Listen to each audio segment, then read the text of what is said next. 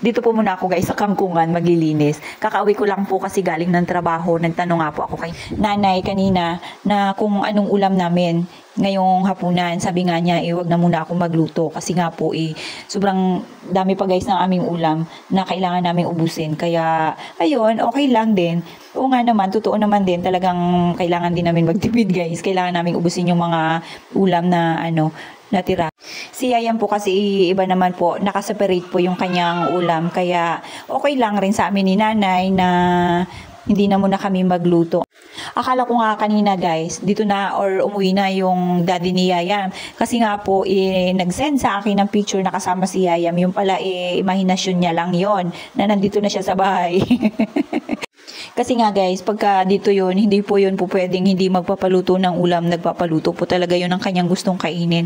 Kaya pag sabi ni nanay na wala pa kanina, parang napaisip na ako guys kaagad ng aking gagawin. Although late na nga po ako nakarating dito sa bahay dahil umulan po kanina ng malakas doon sa amin. Hindi ko nga lang po alam dito parang umulan din dahil masama ang daan.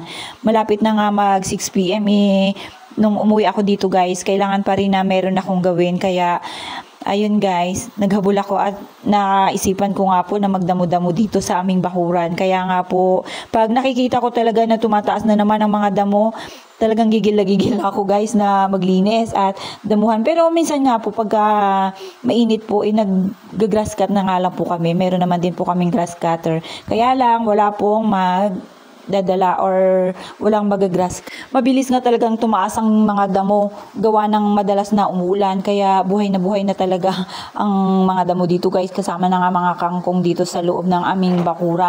Samantalang dati nung tag-init may alam pa kaming padilig-dilig. Mabuhay lang yung aming mga tanim guys at gulay. Yung kasi before po talagang nagtatanim kami ng mga talong, okra, yan. Tsaka yung sa halaman guys, kailangan talagang lagi nating nadidiligan para kahit po paano mabuhay siya. Sayang naman at kung mamamatay dahil ito lang naman yung nagpapaganda sa ating bahay, di ba, sa bakuran, ganun. Kaya kailangan ilagi tayong nagtatanim ng halaman. Kaya ayun nga guys, sa sobrang init talaga nangamatay na nga pati yung mga damo. Nakita ko na nga lang patay na kahit na hindi mo siya dumuhan, wala na talaga. Kaya yun yung kahit nga balat ko guys, siguro talagang nagkulubot dahil sa sikat ng araw. Ay, naku po. Kaya nga po ito, naisipan ko na rin magdamo-damo dahil alam ko namang yakang-yakan natin to. Kasi nga guys, nakikita ko sa lupa, parang napakalambot nga lang. Sanay na sanay naman tayo dyan sa pagdadamo guys. Kaya, syempre, ano pa ba, naging mahirap din naman tayo. Abay, kala mo naman, talaga ngayong mayaman na. Siyempre, mahirap pa rin tayo, guys. Kapag kasi ganito talaga na galing tayo sa hirap, lahat ng pagsubok talagang yakang-yakan natin yan, guys. Lahat ng mga pagtitiis, talagang kaya natin tiisin. Alam nyo naman, guys, dito sa atin sa Pinas, yung kahirapan talaga, problema na yan na matagal na nating nilalabanan, di ba? Kahit sino naman halos karamihan. Kasi yung kalagayan din natin dito, or yung katayuan natin dito sa Pinas, madalas, yung sinasabi nilang kahirapan talagang kulang tayo sa mga ari-arian or pera, kwarta ba guys? Ayun nga po sa pag-aaral na yung madalas nga po na tinutukoy natin yung kahirapan ng mga tao, yung maling pamamalakad ng gobyerno, yun sabi nila guys sa pag-aaral. Pero syempre kasama na doon yung katamaran natin daw.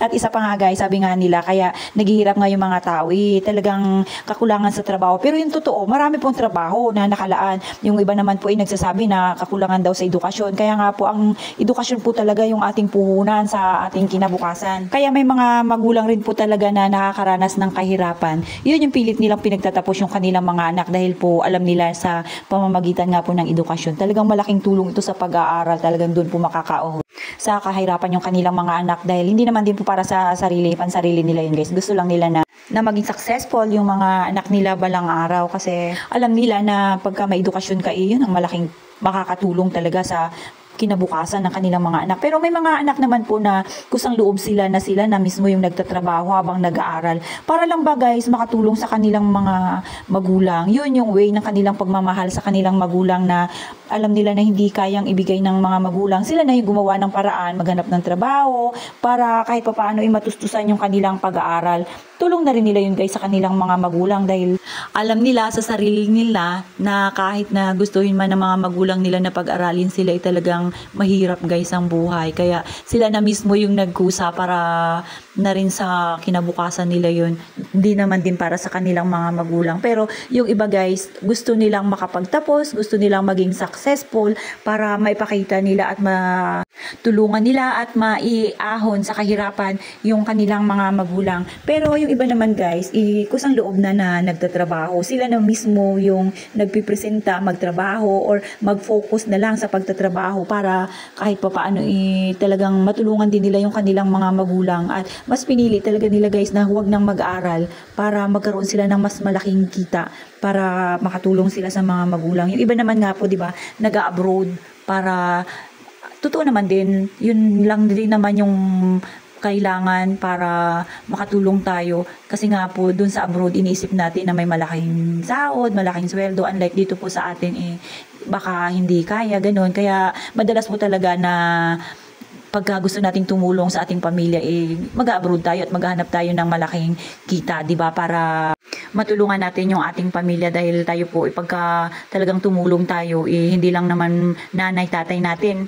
Talagang kasama na yan, isang pamilya talaga, yung mga pamangkin, gusto na rin natin yung pag-aralin dahil syempre pamilya, kadugo, gusto natin magkaroon sila ng maayos na pamumuhay, kaya yun, tinutulungan natin sila guys. Yan, tapos na nga po tayo magdamo-damo, inunti-unti ko nga lang po guys para kahit pa paano mabawasan, baka mamaya iakyatin na naman kami dito ng ahas. Alam niyo ba nakaraan, inakyat kami guys ng ahas.